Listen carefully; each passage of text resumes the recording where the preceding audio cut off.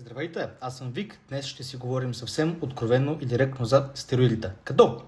Първо да кажа, не съм медицинско лице, всичко, което се споделя тук, не бива да бъде взимано на сериозно, на мен никой не бива да ми подражава и всичко това е изцяло с цел забава и са хипотетични ситуации, които в никакъв случай не бива да се случват и не са се случвали.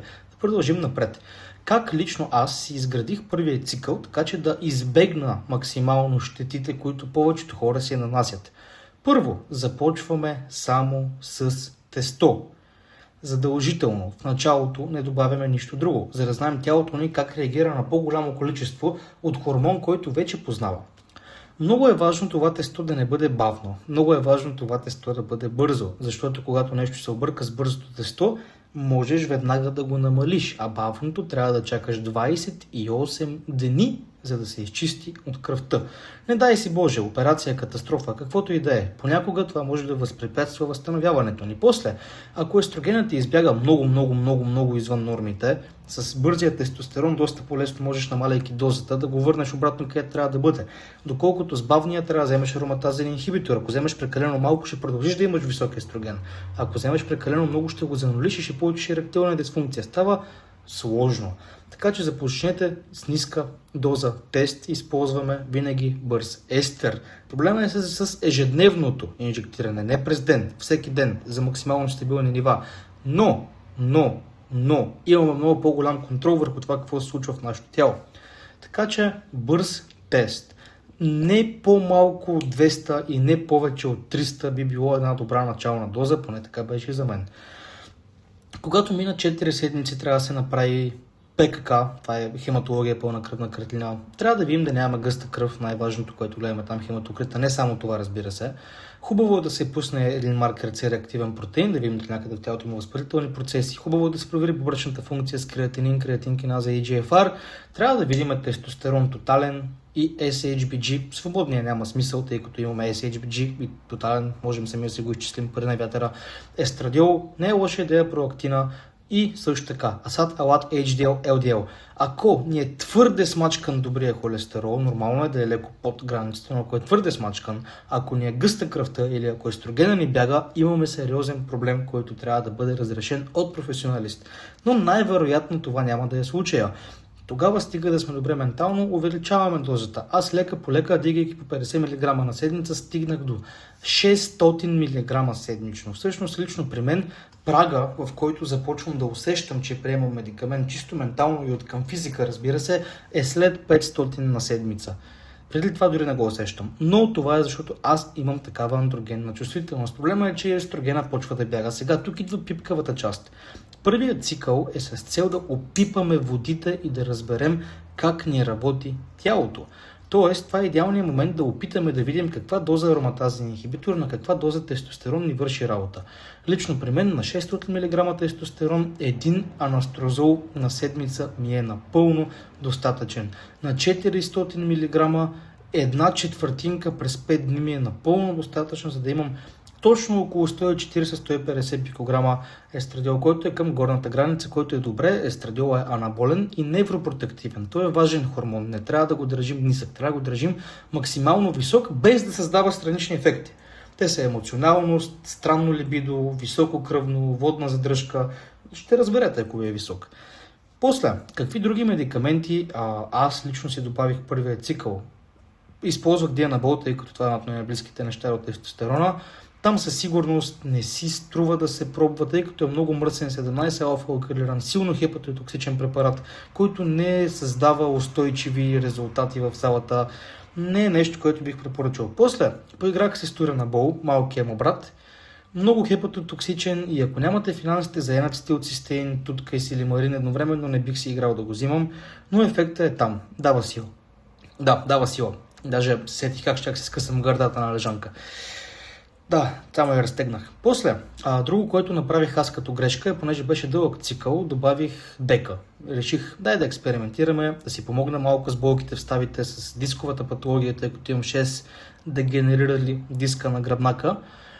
Деката при мен, когато се понатрупа, аз я взимах 8 седмици или 9, ще ви излъжа някъде на 4-та до 5-та седмица, отключих странни сексуални предпочитания. Имам предвид, че харесвах мускулести жени, много мускулести жени, което не е типично за мен. После към седмица 8 отключих паник атаки, което не ми се отрази добре изобщо. Тогава прекратих приема всъщност и после трябваше да чакам доста дълго време, докато ми напусне системата. Изчаках го, довърших още няколко седмици на бърз тестостерон, за да могат да минат тези 6 месеца, които си бях доставил като заветна цел и прекратих всякакъв прием. Те нещата, които научих: започни ниско, полека увеличи. Изследвай си естрогена и кръвта, т.е. ПКК, ако можеш всяка седмица, за да видиш точно как реагира тялото. В момента, в който естрогена избяга, експериментирай с ароматазни инхибитори, като започнеш винаги от възможно най-ниския прием, така че да можеш да не си занулиш естрогена, понеже това е много неприятно изживяване и е вредно. После, ако ще добавяш нещо към теста, нека да е след третия месец, нека да не е преди това.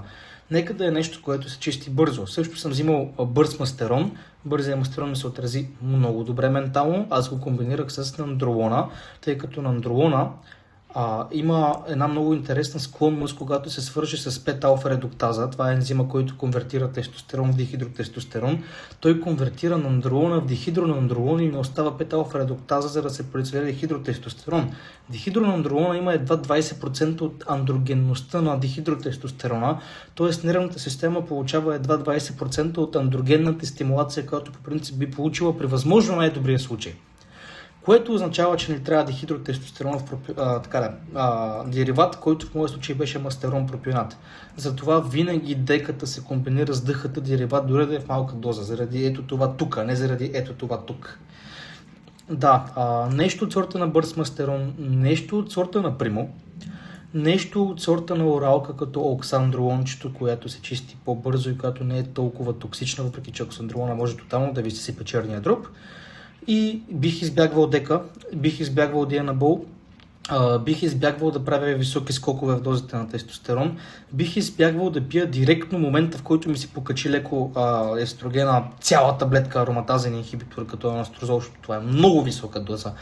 На всяка цена бих избягвал Нолвадекс, по-известен като тамоксифен, тъй като един от основните плюсове на това да взимаме външен тестостерон или като цяло андрогени е, че хормон на растежа, който се произвежда натурално, дори когато не си го вкарваме външно, даунстрим дава сигнал на черния дроб да произвежда инсулино наподобяващ растежен фактор 1. Синергията между високите нива на андрогени и между инсулино наподобяващ растежен фактор 1 отроява анаболизма на IGF-1 и значително засилва анаболизма на самите андрогени. Връзката между тези двете неща е една много голяма част от причината хората да качват мускулна маса по време на цикъл. В момента, в който вземеш естрадиол бета рецептор антагонист, като именно тамоксифена, така и наречения протектор, брат, ти директно намаляш експресията на IGF-1 и съвсем спокойно можем да кажем, че едни 15-20% от анаболизма, който би могъл да имаш, просто го оставяш на масата и го губиш директно. Така че малко протектор за всеки случай е много лоша идея. Кретен. После, ароматазните инхибитори, държа да поясня, сами по себе си са невротоксични. Те блокират конверсията в естрадиол в самия мозък отделно, което може, ако не сте с пълно мозъчно развитие, да перманентно да ви увреди и намали интелекта. Аз съм живия пример за това нещо. Станах много по-тъп. После, ароматазните инхибитори сами по себе си мачкат добрия холестерол, мачкат липидния профил. Сами по себе си са хепатотоксични и невротоксични. И да взимаш за всеки случай ароматазен инхибитор, без да си напълно сигурен, че ти е висок естрогена, какво ще стане? Най-вероятно ще го занулиш или намалиш, тъй като масово треньорите в България дават по 2-3 анастрозола на седмица при хора, които не са над 20% мазнини, които приемат под половин грам тестостерон. Момента, в който занулиш естрогена, невъзможност за ерекция, болки в ставите, жестока анхедония. Това е липса на желание и намиране на удоволствие в това да правиш нещата, които винаги сте носили удоволствие и сте правили щастлив. Просто живота става сив. И това цялото нещо, защото някой ти е казал да пиеш едно нещо. И ти си бил като да, добре, толкова може да стане. Много неща. И най-страшното при зануление естроген е, че някои хора си мислят, че това са самите препарати и понеже са лишени от възможността да разсъждават трезво, просто решават да спрат изведнъж да взимат всичко, без да правят сетцикълна терапия, което пък е страшна грешка. А относно сетцикълната терапия, такива тъпотии се правят. Наистина е нереално. Хората взимат хорионичен гонадотропин след цикълна терапия, по-известно като HCG, като ЧХГ, или да го кажем като за простия човек, прегнилче, брат ми, протекторче. Какъв протектор? Кълн изпартел. Никакъв протектор не е това. Това е мимик на лютеиназиращия хормон. Но нека да ти кажа нещо. Това няма работа в сетцикълната терапия. Защо ли? Каква е идеята на сетцикълната терапия? Да накараме хипофизата да отделя лютеиназиращ и фоликулостимулиращ хормон. А ти вкарваш директно, външно, същото нещо като лютеиназиращия хормон. И мозъка как да започне да го произвежда, като ти го вкарваш отвънка? Не сериозно обясни къде е логиката. Това е нещо, което има смисъл да се ползва по време на прием на стероиди, за да може тестисите, гонадите, сечибаната жлеза да стои активна и лайдеговите клетки да не губят своята функционалност. Това е част от цикъла, не от след цикълната терапия. Колко се взима, не мога да знам. При всеки е различно. Аз лично взимам 2 пъти по 250 единици на седмица, за мен това е достатъчно. Дали за вас е достатъчно, нямам никаква представа. Но нека да кажем още нещо. Рецептори за LH има в жлезата, която произвежда DEA. DEA-та е много важен хормон, който също има функция в регулацията на процесите, които се случват в мозъка, в производството на много хормони. DEA-та ще бъде крашната, ако не я пиете външно или ако не взимате хориомон. Затова приема на хориомон е много важен. Държи тестисите по-обемни. Държи някаква продукция частична, собствена на тестостерон. Кара тялото да произвежда DEA. Приема на хориомон е много важен, но той няма работа в след цикълната терапия. Не дейте да бъркате нещата. Моля ви. Така, как да се възстановим от цикъл, ще има отделно видео. Но накратко, това беше какво направих аз за моя първи цикъл и какво сгреших и какво да не правите вие. Накратко, тест-бейс, експеримент с неща, които се чистят бързо. Не прекаляваме с ароматазните инхибитори. Задължително си правим опит да видим на каква доза, какъв ароматазен инхибитор ни трябва, за да можем напред, ако решим да увеличим дозите, да знаем как да ги урегулираме преди работата да се излезе извън контрол. Никакъв естрадиол бета рецепторен антагонист, за да не се повлияе с енергията между инсулина наподобяващ растежен фактор 1 и тестостерон, и задължително без 19 нор деривати. Да, аз бях Вик, надявам се това видео да ви е било полезно.